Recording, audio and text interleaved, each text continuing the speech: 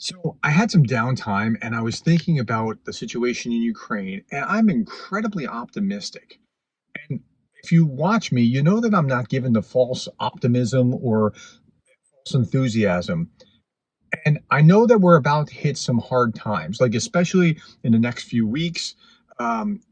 Ukraine really needs to hold the line in a number of places as Russia pushes forward, particularly into the salient, and they're trying to gain some ground before May 7th, which is when Putin's reelected, May 9th, which is the uh, the big parade day in Moscow, and then a week later is Putin meeting with Xi, and so certainly Putin wants a win before one of those three dates, preferably before all of them, but he wants a win. So it's going to be a hard slog. And if you're watching the numbers tick up, you're seeing that you're at 1,200 some odd Russian soldiers off the battlefield today, and it was over 1,000 for the last like 4 or 5 days, and it's going to stay there for a while. So it's going to be a hard slog there. It's then going to be a hard slog when the Russians begin a counteroffensive, but a counteroffensive once they have some weapons, and that's the key, a counteroffensive is going to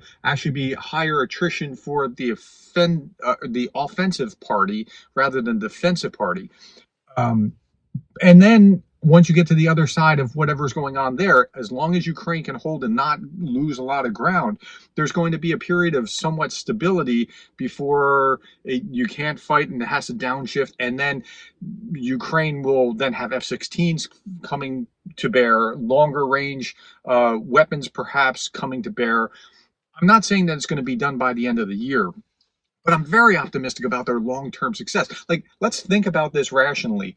When Russia invaded on 24 February 2022, did they think that 800 days later, think about this seriously, 800 days later, the Ukrainians would still be fighting? I mean, they thought they were sending a sumo wrestler in to fight a junior high kid. Like, that's what they thought was going on. And it turns out they're still fighting 800 days later. This is like, so I get trolls periodically that say, well, you spent X number of $billion.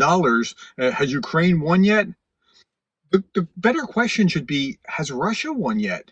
Like, what is stopping the world's second army from being able to win here? What Ukraine is, and they're doing it very well given their circumstances. So while I'm looking at the short term going, okay, they just have to hold on, get those weapons there quickly, they just have to be able to do this.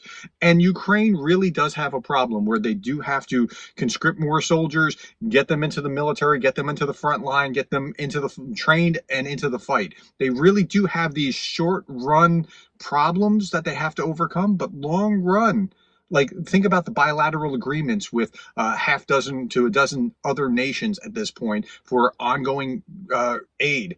Like, there's a lot of things that are, if I was a gambling man, I would easily bet on Ukraine at this point. Okay. At any rate, tell me what you think about this.